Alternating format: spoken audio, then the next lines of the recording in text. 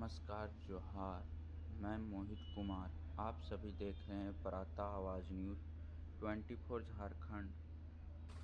आप इस वीडियो में देख रहे हैं यह मयूरहंड प्रखंड का पेटादेरी नदी बालूघाट का है, जहां दिन के उजाले में सैकड़ों ट्रैक्टर बालू उठा रहे हैं, जिसमें मयूरहंड पुलिस है मौन।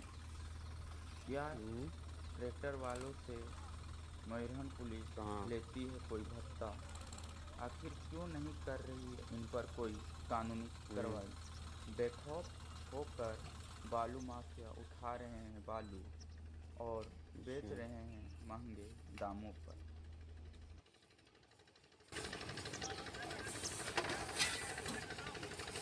जी।